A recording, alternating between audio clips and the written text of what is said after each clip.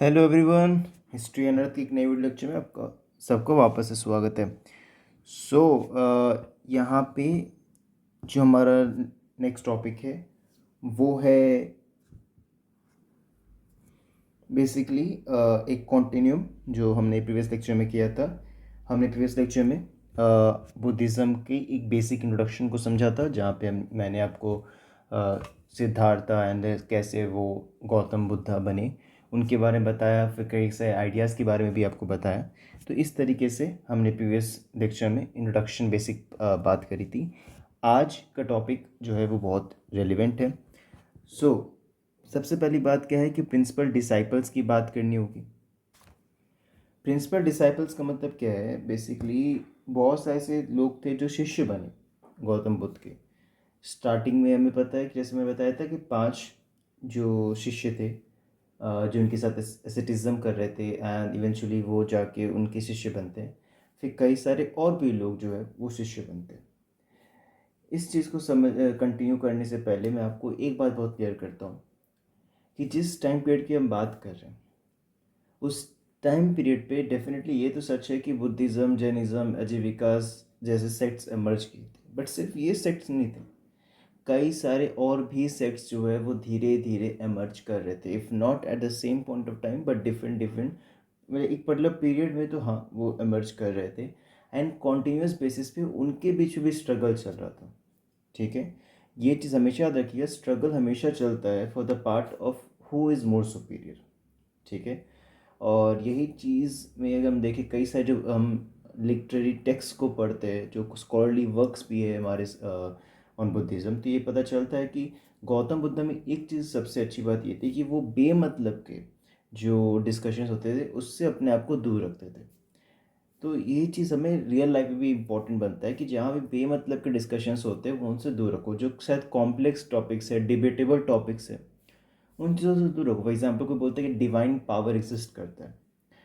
मेरी बिलीफ है कि हाँ, मैं मानता हूँ कि हाँ एग्जिस्ट करते हैं, पर शायद हो सकता है कि आप ना मानते हो एग्जिस्ट नहीं करते हो। पर इसका मतलब ये नहीं कि मैं जो मानता हूँ वो सही है या वो गलत है और आप जो मानते हो वो सही है गलत है। ऐसे डिबेटेबल टॉपिक्स में या ऐसी चीज़ें जहाँ पे शायद उतना समय व्यर्थ करना, वेस्ट करना उतना बेनिफिट नहीं देता, वो उन चीज़ों से अपने आप को दूर रखते थे। ये पॉइंट इंपॉर्टेंट है ना। और इसी वजह से देखते जाते जो डिसाइपल्स होते थे प्राइमरली होता क्या था, ये देखा गया है कि जो भी ज़्यादा पॉपुलर होते थे ज़्यादा उनके डिसाइपल्स बढ़ना शुरू हो जाते थे। सो प्रिंसिपल डिसाइपल्स जो बुद्धा के थे वो बहुत सारे थे। 10 प्रोमिनेंट जो थे, नाम ध्यान से सुनिएगा। वो थे सरीपुत्र, मोगलन, महाकश्यप, सुभूति, पूर्ण मैत्रेयानी पुत्र, कटायन, अनुराधा, उपाली, राहुल और आनंद। जो सरीपुत्र थे वो फॉरमोस्ट थे, अपने समझदारी के लिए, विजडम के जाने जाते थे, और वो एक अरहत थे। अरहत का मतलब क्या होता है? बेसिकली जिन्होंने निब्बान की प्राप्ति कर रखी हो। मोगलन कौन थे? मौदगलयान भी कहा जाता है इनको। और ये जो थे अपने साइकिक, अपने दिमाग की शक्ति से शक्ति के लिए एक्चुअली जाने जाते थे। महाकश्यप जो थे वो एसेटिज्म, जिसके बारे में हमने बात करी थी। और महाकश्यप इम्पोर्टेंट इसलिए बनते हैं क्योंकि बेसिकली ये जो पर्सनालिटी है, ये संघा का कॉन्सेप्ट जिसके बारे में मैं बाद में आपको बात करूँगा, उसके ये फादर माने जाते हैं। महाकश्यप जो है उसके फादर माने जाते हैं। यहाँ तक क्लियर होता है। फिर हमारे पास आते हैं सुभूति, जो कि अपने प्रज्ञापरमिता थ्योरी के लिए जाने जाते हैं, और डॉक्ट्रिन ऑफ एम्प्टीनेस, यानी कि सब कुछ जो है वो खाली है, सब कुछ अकेला है, सब कुछ खाली है, तो इस चीज़ के जाने जाते हैं। पूर्णा मैत्यानी पुत्र, ये अरहत नहीं थे, और इनका एक मुख्य उद्देश्य था कि किस तरीके से जो ये पूरा एक बुद्धिस्ट संघ है, बुद्धिज़्म को किस तरीके से फैलाना है। ठीक है, कटायन की बात करें तो उन्होंने धर्म फैलाने की कोशिश करी थी। अनुराधा की बात करें तो वो जो थे उन्होंने बेसिकली अपनी आंखें खो दी थी जब बुद्ध ने उनकी आई वोंट से बेइज्जती करी थी, बट हाँ उनको डांट लगाई थी। उसके बाद उन्होंने ये वचन लिया था कि इस चीज़ के लिए अब वो कभी सोएंगे नहीं, और उसके वजह से उनकी आंखें भी ख़राब हो गई थी, बट बाद में जाके वो सब चीज़ें ठीक हो जाती हैं, इस बुद्धि लिटरेचर्स। और ये मास्टर थे क्लेयरवॉयंस में। ठीक है, उपाली जो थे वो एक बार्बर थे, वो भी एक अरहत थे, और विनय पिटक में उनका बहुत मेजर कंट्रीब्यूशन था। राहुला जो थे वो इनके बेटे थे गौतमा के, और वो भी अरहत थे। और अनंदा जो थे वो कज़न थे गौतमा के, और वो भी अरहत थे। तो यहाँ तक ख़त्म होता है। नाउ नेक्स्ट इम्पॉर्टेंट टॉपिक है बुद्धा की टीचिंग्स। गौतम की बुद्धा की टीचिंग्स बहुत वास्ट है, तो उनको ओबियसली कवर करना is next to impossible in totality, but जो इम्पोर्टेंट आइडियाज़ है डेफिनेटली मैं उनको कवर अप करने की कोशिश पूरी करूँगा। आर्य सच्चानी, आर्य सच्चानी का मतलब होता है फोर नोबल ट्रूथ। ठीक है, अब फोर नोबल ट्रूथ का मतलब क्या है कि बुद्धा मानते थे कि चार ही सच है इस दुनिया में। सबसे पहला है दुख, दुखा। अब दुखा जो है वो ये समझिए कि उसका मतलब होता है सौरो, यानी कि उनका मतलब ये था कि जो पूरी दुनिया, ध्यान से सुनिएगा, जो पूरी दुनिया है उनका मानना था वो दुख से भरा हुआ है। ठीक है, हर जगह दुख है, हर जगह सौरो है, ग्रीफ है। उसका कारण क्या है? कुछ तो कारण होगा। ये जो कारण है वो है, मैं बेसिक बता रहा हूँ, उसके बारे में ज़्यादा डील करेंगे इन आर टॉपिक ऑफ पति का समुपाद। तो यहाँ पे आइडिया होता है इग्नोरेंस का।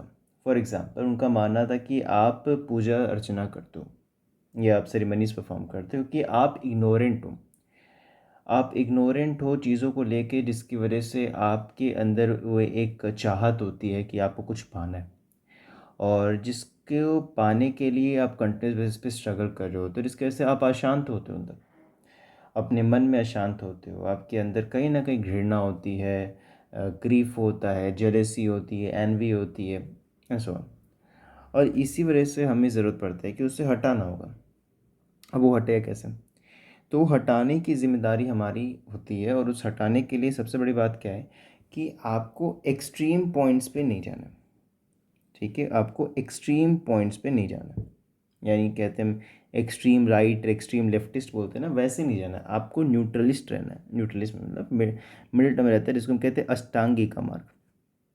ठीक है, ये अष्टांगी का मार्ग क्या होता है? अष्टांगी का मार्ग बेसिकली 8 फोल्ड पाथ्स होते हैं। गौतम बुद्ध ने बताया था 8 ऐसे पाथवे हैं जिसको अगर आप अपनी ज़िंदगी में अपनाते हो तो उससे आपको फ़ायदा क्या होगा कि आप पहले तो एक्सट्रीम पॉइंट्स पर नहीं जाओगे, और दूसरा आप अपने आप को कहीं ना कहीं अपने अंदर से कंट्रोल करने की क्षमता बना लोगे। तो इसमें क्या होता है कि पहले अब आपको अपने वचनों को, अपने विचारधारा को, अपने एम्स क्या है, आपको फ्यूचर में क्या पाना है, ऑब्जेक्टिव क्या है आपका, वो आप किससे किस तरीके से बात कर रहे हो, आप क्या कर्म कर रहे हो। मैं किसी के लिए भलाई काम कर रहा हूँ कि प्रकृति के लिए अच्छा काम कर रहा हूँ, लोगों के लिए अच्छा काम कर रहा हूँ, या उसे तबाह कर रहा हूँ, लोगों के लिए बुरा काम कर रहा हूँ, ये चीज़ों पे ध्यान रखना, सही काम करना, सही कर्म करना। अपनी जीवनी किस तरीके से मैं पैसे को, मतलब पैसों को कमा रहा हूँ, वो इम्पोर्टेंट है। अपने एफर्ट्स को राइट रखना, उनको एकदम ध्यान से रखना, माइंडफुलनेस, कोई भी डिसीजन लेना तो वो सोच समझ कर लेना, और इवेंचुअली कंसंट्रेशन पे एकदम ध्यान रखना है। Right concentration is another important part. So ये कुछ 8 ऐसी चीज़ें हैं जो इवेंचुअली आपकी अष्टांगिका मार्ग को बनाती है, और जब ये आप अष्टांगिका मार्ग को कर लेते हैं तो आप एक्सट्रीम पॉइंट से हटकर आप सेंटर पॉइंट पे जाते हो। अब सेंटर पॉइंट में जाने के बाद आपको होता है कि आप अपने आप को कंट्रोल कर पाते हो, और इवेंचुअली आप मोक्ष की तरफ शिफ्ट करते हो, जिसको हम निर्वाणा या निब्बाना भी कहते हैं। और इवेंचुअली जब निर्वाणा की प्राप्ति होती है तब जाके आप उस स्टेट पहुँचते हो जहाँ पे आपको महापरिनिर्वाणा की प्राप्ति हो सकती है। यहाँ ब्रैकेट में मैंने स्तूप और बोधि ट्री लिखा है। इसका बहुत सिंपल सा रीज़न है कि बुद्धिज़्म में स्तूपा से या फिर बोधि ट्री से बेसिकली दर्शाया जाता है बुद्धा को, या फिर जिनकी निर्वाणा महापरिनिर्वाणा हो रखी है उनको। तो इस तरीके से हम इम्पोर्टेंट समझते हैं। ठीक है, अब आइडिया ऑफ कर्म क्या है? आइडिया ऑफ कर्म बहुत सिंपल सा है, सिंपल सी फिलॉसफी है कि अगर आपने अच्छे कर्म करे हैं तो इस चीज़ को ध्यान रखिएगा। मैं फास्ट हो रहा हूँ उसके लिए I am really sorry, but the point is ये चैप्टर बहुत बड़ा है और मैं इसे ज़्यादा दिन एक्सटेंड नहीं कर सकता। सो जितना पॉसिबल होगा मैं उसे कवर करने की आज कोशिश करूँगा। ठीक है, इस वजह से अगर आपको फास्ट ज़्यादा लग रहा हो तो स्लो आप खुद कर सकते हैं, आपको यूट्यूब में यह ऑप्शन अवेलेबल होता है ना। आइडिया ऑफ कर्मा क्या होता है? कर्म बेसिकली होता है कि आप किस तरीके से अपने कार्यशैली को कर रहे हो, how you performing your activities. किसके साथ आप किस तरीके से बर्ताव कर रहे हो। देखिए सीधी सी बात है, अगर आपने पिछले जन्म में अच्छे कर्म नहीं किए होंगे तो आपको उसका एक फल इस जन्म में मिल रहा है। ये चीज़ आपने बहुत बार सुनी होगी। कुछ बुद्धिस्ट ट्रेडिशन के कुछ आइडियाज इससे जुड़े हुए होते हैं। मतलब इसका ये सिंपल सा रीज़न है कि मान लीजिए आपने पिछले जन्म में कुछ बुरे कर्म किए होंगे, आपको कुछ ऐसी चीज़ें होंगी जिनको आपको पाना होगा पर शायद आप उसको नहीं पा पाए, और इसकी वजह से आपके अंदर वो चाहत रह गई जिसकी वजह से आपका ये पूरा वापस से जन्म हुआ है। पर मान लीजिए ये ऐसा हुआ कि आपने इस जन्म में जो आप अभी अब जी रहे हैं उसमें अपने अच्छे कर्म किए, आपकी कुछ अपने चाहतों को हटा दिया है, आप मटेरियलिस्टिक लाइफस्टाइल से अपने आप को दूर रख रहे हो। तो उस केस में होगा क्या कि आपने कोई बुरे कर्म नहीं किए, आपने कोई सिन नहीं किया, दूसरों के लिए गलत नहीं किया दूसरों के साथ, तो आपके इवेंचुअली जो साइकिल ऑफ बर्थ और रिबर्थ है उससे आपको मुक्ति मिल जाएगी। ठीक है, ये कॉन्सेप्ट होता है आइडिया ऑफ कर्मा का, जो कि यहाँ पे फॉलो किया जाता है। जैसे मैंने बताया था पतिक समुपात। पतिक समुपात क्या होता है, ये बहुत इंपॉर्टेंट टर्मिनोलॉजी है। ये बताता है कि 12 ऐसे चेन ऑफ इवेंट्स होते हैं, या बेसिकली आपके 12 चेन ऑफ ऐसे थिंग्स होते हैं, इवेंट्स होते हैं से जिसकी वजह से आपको दुख होता है, दुख का आपको वो सामना करना पड़ता है या फिर आप फेस करते हो, चीज़ें ये होती है। तो उसमें होता है इग्नोरेंस। आप जब चीज़ों को इग्नोर करते हो, जैसे फॉर एग्जांपल आप से कि आप किसी मिस्टिकल एलिमेंट में मानते हो, ठीक है, कि ऐसा कुछ हो रहा है क्योंकि ऊपर वाला ऐसा चाहता है, ठीक है, तो आप उस चीज़ को इमेजिन करना शुरू करोगे कि हाँ शायद ये कुछ हुआ तो वो ऊपर वाले की चाहत थी। फिर अपने कॉन्शियस में भी, अपने दिमाग में भी, अपने सोच में भी इस चीज़ को भरना शुरू करोगे। आप उस सोच को एक नाम, उसको एक फॉर्म देने की कोशिश करोगे। फॉर एग्जांपल आप किसी देवी देवताओं की पूजा करते हो तब उनको एक फॉर्म देने की कोशिश करोगे। I am not saying just Hinduism, Zoroastrianism हो या फिर इस्लाम हो, क्रिश्चियनिटी हो, बुद्धिज़्म हो या फिर आपका सिखिज़्म, कोई भी रिलीजन हो, आप उसको एक नेम, उसको एक फॉर्म देने की कोशिश करोगे। आपकी सिक्स सेंसेस जो है वो कहीं ना कहीं उस चीज़ को सेट, आपकी जो बातें हैं हमेशा देखना, एक इंसान के अंदर टेंडेंसी होती है, क्या है पता है, कि जब भी वो किसी चीज़ को जस्टिफाई करना चाहता है ना, तो वो ज़्यादातर क्या करेगा, उसके चूज़न ऑप्शन की अच्छाइयों को देखेगा, और उसने जो चूज़न ऑप्शंस को चूज़ नहीं करा है उसकी बुराइयों को देखेगा। और जब ऐसा वो करता है तो उसको सेल्फ सेटिस्फैक्शन मिलता है, अपनी ईगो को सेटिस्फैक्शन करता है। ऐसे कुछ आपको यहाँ भी देखने मिलेगा। फिर आप कॉन्टैक्ट बिल्डअप करने की कोशिश करोगे, अपनी फीलिंग्स, अपने डिज़ायर्स को बिल्डअप करने की कोशिश करोगे। इवेंचुअली क्या होगा, आपको उससे अटैचमेंट होना शुरू होगी कि हाँ ऐसा है तो शायद मुझे उनसे मानना चाहिए, मुझे उनकी बातें सुननी चाहिए, उनके जो कथन है उनको सुननी चाहिए, मैं उनकी तरफ बनना चाहता हूँ। फिर आप वापस बर्थ और रीबर्थ के साइकिल में फेस करते जाओगे, अब भर जाओगे, अब फंस जाओगे, एंड उस फंसने की वजह से आपको सफरिंग फेस करना पड़ेगा, जिसकी वजह से आपको दुख होगा। तो ये कुछ आपके 12 चेन ऑफ थिंग्स है जिसको भी सकते हैं पथिक समुपात के नाम से जानते हैं। नेचर ऑफ क्रिएशन की बात करें तो ये मानना होता है सिंपल सा कि चीज़ों का निर्माण किस तरीके से हुआ है। तो ये चीज़ जो है वो बहुत इंपॉर्टेंट बुक है मिलिंडा पैनो, वो उस चीज़ को बताने की कोशिश करते हैं, जिसमें आता है पहला अनिच या अनिका। इसमें होता है कि ये जो हर एक चीज़ जो आपके सामने हो रही है, हर एक चीज़ जो आपके पास्ट में हुई है, प्रेजेंट में हो रही है, फ्यूचर में होगी, वो कोई भी चीज़ें परमानेंट नहीं है। मैं आप कुछ भी परमानेंट नहीं है। आपके सामने जो भी आपका डिवाइस होगा वो परमानेंट नहीं है। आपके आसपास जो भी चीज़ है परमानेंट नहीं, वो सब एक चीज़ फ्लक्स में है। आपने सुना होगा time and tide waits for none. ये आइडियाज़ कहाँ से आते हैं, कभी सोचा है? ये आइडियाज़ बेसिकली यहीं से आते हैं। हमारे इंडियन कल्चर्स के आइडियाज़ इतने मॉडर्न थे जिनको डेफिनेटली ब्रिटिशर्स ने दबाए, मुगल्स ने दबाए, सल्तनत पीरियड के अंदर दबाया गया टू अ लार्जर एक्सटेंट। तो वो चीज़ अलग डिबेट है, बट द पॉइंट इज़ कि अगर मैं यह कह रहा हूँ कि हर एक कुछ फ्लक्स में है, तो इसका मतलब क्या है कि ये बुद्धा को पता था। ये कोई भी चीज़ परमानेंट नहीं है। परमानेंट सिर्फ एक ही चीज़ है, मतलब हर एक चीज़ चेंज कर रही है, हर एक चीज़ हर एक पॉइंट ऑफ टाइम पे चेंज कर रही है। एंड इवन जो सबसे इम्पोर्टेंट बात क्या है कि आपके पास ऐसी क्या चीज़ है जो एक परमानेंसी होल्ड करती है, जो आप जैसे इनका मानना डेफिनेटली ये सोल में नहीं मानते या आत्मा में नहीं मानते थे। इनका मानना था कि आत्मा चीज़ें ऐसी कोई चीज़ होती है इस संसार में, किसी भी चीज़ में जो कॉन्सेप्ट ऑफ आत्मा है वो एग्जिस्ट नहीं करती है। क्या एग्जिस्ट करता है, क्या आपकी इस बर्थ से नेक्स्ट बर्थ में जाएगा, वो है आपका कैरेक्टर। ठीक है, वो है आपका कैरेक्टर। ये चीज़ इम्पॉर्टेंट है। और ये एलिमेंट ऑफ कॉन्शियस एग्जिस्टेंस को जब समझते हो तो वो आपके उसी चीज़ को दर्शाने की कोशिश करता है। जैसे कि यहाँ पे मैंने आपको बताया इस बॉक्स में नमा, रूपा, वेदन, संखार, सन्ना, विनना। इसमें क्या होता है? बेसिकली कॉन्शियस एग्जिस्टेंस होता है कि आपकी सोच के हिसाब से आप किस तरीके एग्जिस्ट कर रहे हो। तो बेसिकली कहीं ना कहीं कैरेक्टर से जुड़ा जाता है। रूपा की बात करें तो रूप से पता चल रहा है कि किसी चीज़ को उसकी बॉडी, उसकी फिजिक, उसका अपीयरेंस, उसका फिजिकल फैक्टर, ये बेसिकली रूप में आता है। नमा क्या होता है? आपकी मेंटल फैक्टर्स। वेदन का यहाँ पे मतलब है आपके इमोशंस, आपके फीलिंग्स। विनना का मतलब है आपके कॉन्शियस अवेयरनेस। ठीक है, आप कितने अवेयर हो, आप कितनी समझदारी से हर समय अपने आप को अवेयर रख रहे हो। संखार का मतलब है बेसिकली आपकी वो नॉलेज जो कि आपकी इमोशंस, आपकी फीलिंग्स से मर्ज करती है। और सना है परसेप्शन, आपको किसी चीज़ को लेके परसेप्शन क्या होता है। आपने वर्ड सुना होगा प्रेजुडिस।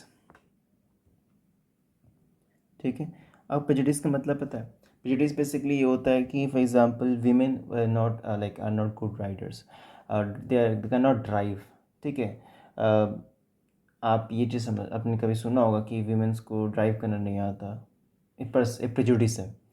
या फिर लड़कों को अच्छा खाना बनाना नहीं आता, एक प्रेजुडिस है।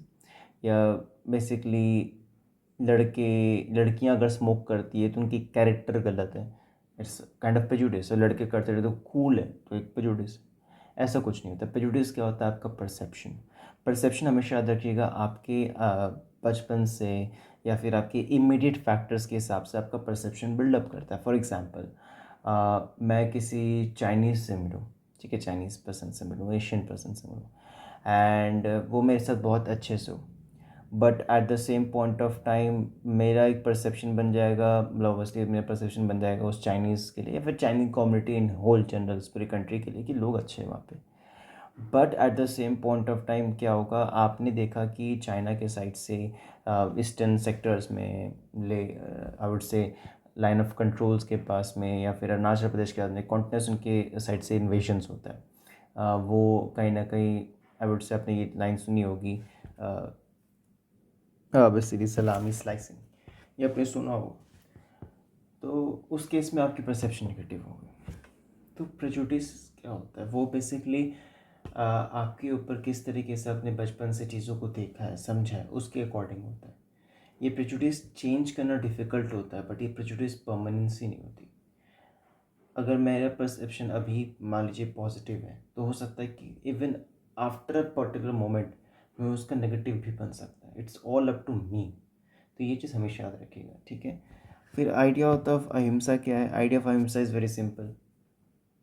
अहिंसा मतलब क्या होता है कि आपको दूसरों को हार्म नहीं करना है। हम मानते हैं महात्मा गांधी अहिंसा के प्रोपोगेटर थे, बट कभी आपने महात्मा गांधी पढ़ोगे तो उनकी जो राइटिंग्स हैं, उनकी जो अपनी बायोग्राफीज़ है, या फिर वो बताते हैं किस तरह के टॉल्स्टॉय फार्म या फिर बाकी जो भी आपके थे स्कॉलर्स, उनके किस तरीके से उनके फिनिक्स फार्म वगैरह जो हो गया, उनका किस तरीके से इम्पैक्ट था उनके ऊपर। उसके बाद आपको ये पता चलेगा कि किस तरीके से जो आइडिया ऑफ जैनिज़्म था उनका किस तरीके से इन्फ्लुएंस था। जैनिज़्म में अहिंसा को बहुत ज़्यादा एकदम स्ट्रिक्ट वे में, आप कह सकते हो 100% स्ट्रिक्टली जो आप मान सकते हो, वहाँ पे उतना देखने को मिलता है। बुद्धिज़्म में भी अहिंसा माना जाता था, बट उतना नहीं था।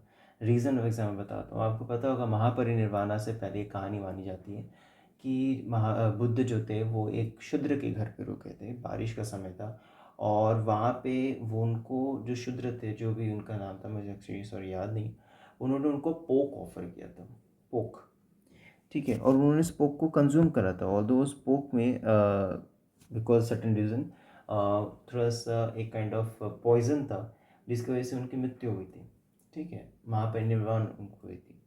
तो इससे ये तो बात क्लियर होता है कि इवन देवर लाइक बुद्धिस्ट वे कंज्यूमिंग मीट, नॉन वेज। तो इसका मतलब है कि वो अहिंसा मानते थे, वो खुद नहीं शिकार करते थे, but definitely they used to consume it. तो ये चीज़ था। अब उसका सिंपल सा कारण क्या था कि बुद्धिज़्म में मानता है कि जो भी चीज़ आपको मिल रही है, ठीक है, आपको जब दान आपको मांगने जाना होता था बुद्धिस्ट मॉन्क्स को, तो उस केस में जो भी मिल रहा है आपको उसको एक्सेप्ट करना पड़ेगा। You have to give due respect. तो उस केस पे आप ये नहीं कह सकते कि हाँ दे वो इंटेंशनली कंज्यूम करते थे, नहीं, बट बिकॉज उनकी फिलॉसफी थी कि जो भी आपको प्यार से दी जा रही है दान में, आपको उसको प्यार से रखना चाहिए, ठीक है।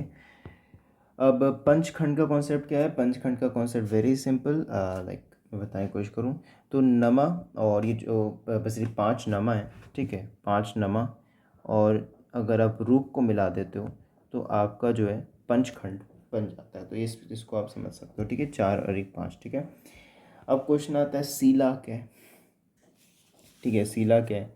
तो सीला बेसिकली हमें बताता है अबाउट राइट लिविंग, किस तरीके से एक अच्छी ज़िंदगी को आपको जीना है उसके बारे में आपको सीला बताता है। एंड इसमें कुछ चीज़ें इंपॉर्टेंट होती है कि जैसे कि आपको किसी को मारना नहीं है, किसी को हार्म नहीं करना है, चोरी नहीं करनी है, इंटॉक्सिकेंट कंज्यूम नहीं करना है, करप्शन नहीं करना है। तो ये कुछ ऐसी इंपॉर्टेंट चीज़ें हैं जिससे आपको देखने मिलता है। सीला is all about right conduct. समाधि आपको पता होगा इस अबाउट कि किस तरीके से आप कंसंट्रेशन करते हो, मेडिटेशन के लिए चल जाते हो। जब सीला और समाधि आप दोनों अटेंड करते हो तब जाके वो प्रज्ञा मिलता है, जो कि बेसिकली आपके नॉलेज के टर्म्स में डिफाइन किया जाता है। प्रज्ञा इज इक्वल्स टू नॉलेज। जब आप प्रज्ञा अटेंड कर लेते हो तब जाके आपको निब्बाना की प्राप्ति होती है। तो बेसिकली सीला समाधि प्रज्ञा के जो मैंने पूरा अष्टांगिक का मार्ग बताया था, उन तीनों पूरे उस 8 लाइक 8 फोल्ड पाथ को आप इन 3 टर्म्स में आप कंपाइल कर सकते हो। ये इतने ब्रॉड टर्म्स है, सीला समाधि और प्रज्ञा, ठीक है। तो सीला और समाधि जब मिलेंगे तब जाके प्रज्ञा होगा, प्रज्ञा जब होएगा उसके बाद ही निब्बाना की प्राप्ति होगी। कार्डिनल वर्च्यूज़ की बात करें तो कार्डिनल वर्च्यूज़ बेसिकली 4 है। बेसिकली मुदिता, मैत्री, उपेक्षा और करुणा। तो ये 4 आपको देखने मिलेंगे, और इन चारों का अपना एक मुख्य उद्देश्य है, मुख्य जैसे कि मैत्री का मतलब है कि आपको हर एक इंसान से अनकंडीशनल लव, मतलब ये नहीं कि आप प्यार करो तो आप उनसे कुछ रिटर्न मांगो, नहीं। मुदीत का मतलब है कि दूसरों की खुशी में खुद को खुश देखना। करुण है कि दूसरों के लिए हमेशा कंपैशन, सद्भावना रखना। और उपेक्षा है कि मन की शांति, ठीक है। सो बेसिकली मैं आज इस वीडियो लेक्चर को यहीं पे समअप करता हूँ। नेक्स्ट लेक्चर में हम मॉन्क्स के बारे में, संघास के बारे में, देन कुछ important terms, Buddhist council, Buddhism क्यों पॉपुलर हुआ, फिर संघ भेद क्यों हुआ, डिफरेंट डिफरेंट जो आपके एग्जांपल हम स्तविवर्धन्स की बात करते हैं, तेरह थिरवगाटास की बात करते हैं, फिर हम महायाना हिनयान की बात करते हैं, फिर बाद में हम वज्रयान की बात करेंगे, फिर किस तरह से डिफरेंट टाइप्स ऑफ बुद्धा आते हैं, ठीक है, ध्यानी बुद्धा, और फिर आपके अंतरिक्ष में कौन सा बुद्धा है, फ्यूचर बुद्धा कौन है, ज़मीन में कौन से बुद्धा है, इन सब के बारे में भी हम बात करेंगे। और उसके बाद बेसिकली कुछ इंपॉर्टेंट आइडियाज़ बचेंगे जो फ्यूचर लाइक एक कॉन्टिन्यूस बेसिस पे आपको समझने में मदद करेगी कि इवेंचुअली किस तरीके से आर्किटेक्चर इन्फ्लुएंस होना शुरू हुआ, खासकर मगधन पीरियड में, ठीक है। तो this is the end of this chapter. Well, I request you all to kindly like, comment, share and subscribe. I won't say कि मैं आपसे रिक्वेस्ट करूँगा बिकॉज ये आपके ऊपर है। अगर आपको लगे मेरे एफर्ट्स अच्छे हैं तो प्लीज़ लाइक, कमेंट, शेयर करिए, सब्सक्राइब करिए। और डेफिनेटली नहीं लगता है तो मुझे डेफिनेटली अपने जो भी फीडबैक्स रहते हैं मैं उसके लिए हमेशा ओपन रहता हूँ। बट हाँ, जब भी आप मुझे इंस्टाग्राम पे मैसेज करो तो आई जस्ट रिक्वेस्ट यू कि प्लीज़ थोड़ा वेट करना, बिकॉज मैं अपने अकॉर्डिंगली जैसे मुझे टाइम मिलेगा मैं वैसे आपको रिस्पॉन्स करूँगा। सो ज़्यादा शिवर मत करना, क्योंकि 2-3 लोगों को मैंने देखा वो बहुत ज़्यादा ही लाइक हड़बड़ा रहे थे वो मेरा रिस्पॉन्स, तो वो थोड़ा मेरे लिए भी डिफ़िकल्ट हो जाता है। तो सॉरी फॉर दैट। बट हाँ, पढ़ते रहिए, मुस्कुराते रहिए। तब तक के लिए गुड बाय, जय हिंद।